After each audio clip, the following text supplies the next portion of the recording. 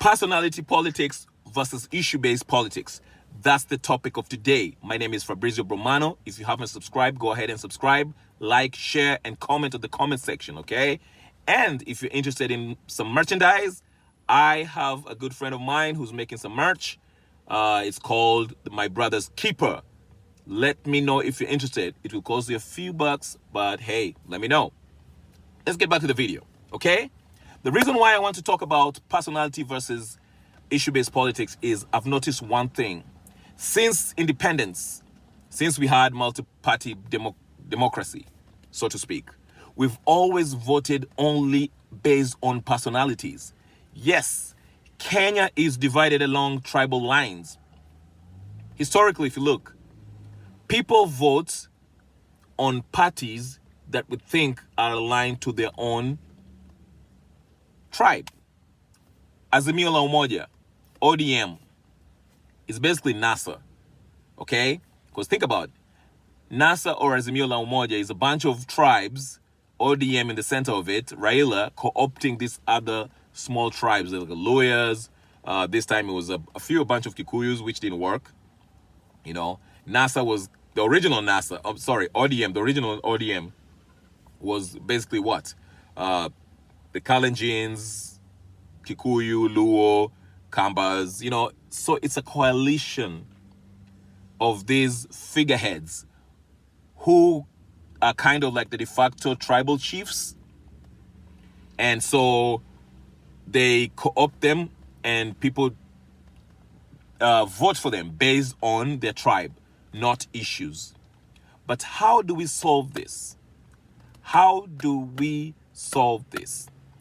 Let's get back to it. Historically, when the colonialists, the British who colonized Kenya, left Kenya, they actually did not leave. What they did was very smart. They say they'll be in control of the country's produce, the country's economy, but they will put in people who will supervise and collect the profits to give them. What do I mean? Brookbond, owned by the Kenyattas, okay?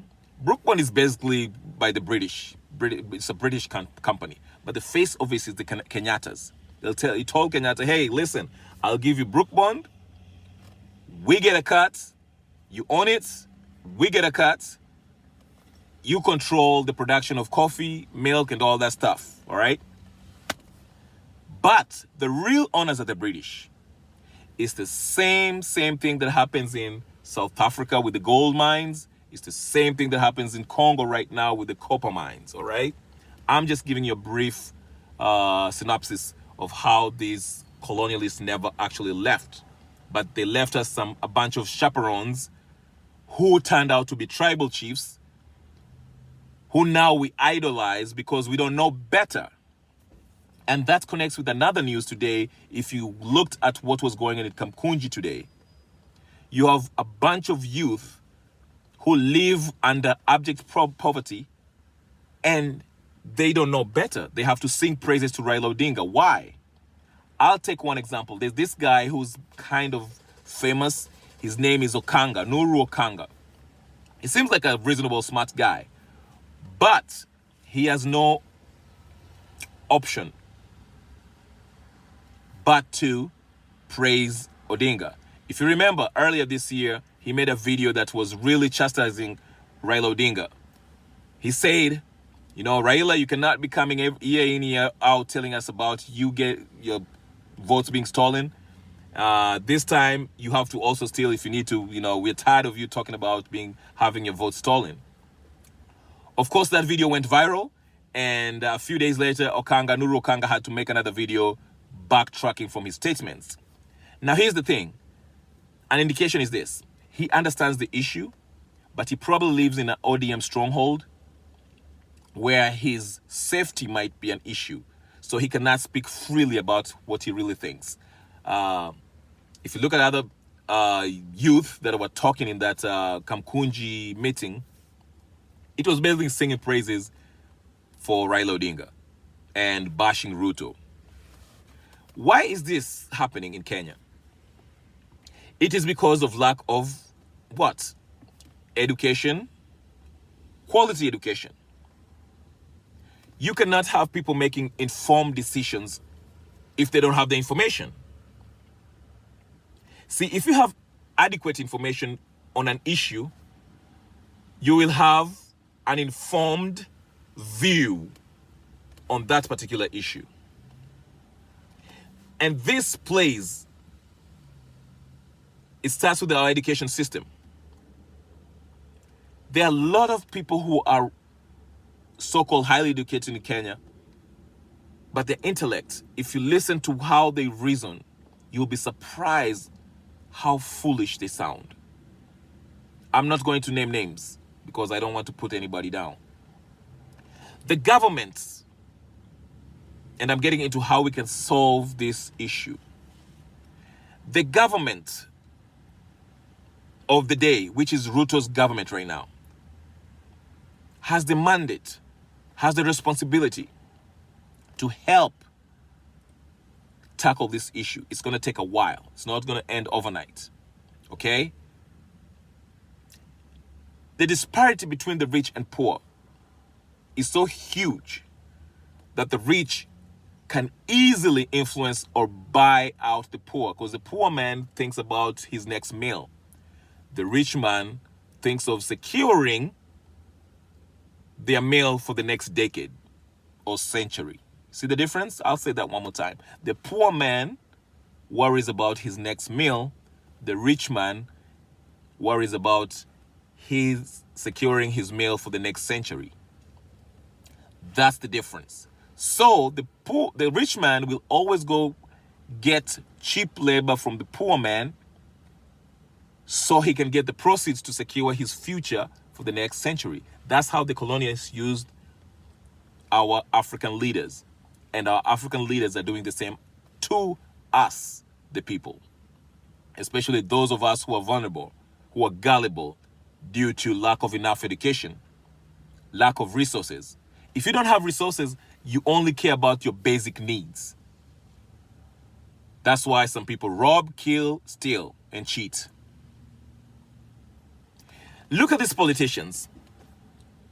Right now we have, if you look at the media, the main topic is the Kamkunji meeting by the Azimio. Or Ruto's doing this and that. They conveniently stopped shedding light on what should be the real issue. Remember, the real issue was when Bill Gates was here, we were talking about GMOs. GMOs, to me, is a more important issue that Kenya should be debating right now than the Kamkunji stuff that Raila is doing. Because the GMO stuff, if we allow the GMO products to come in Kenya, it will affect our health, it will affect our land, our produce for decades. But no, what are we doing? We are arguing about the Cherera 4. We are arguing about how big the crowd was at Kamkunji. What Raila is doing. Somebody who has no credibility.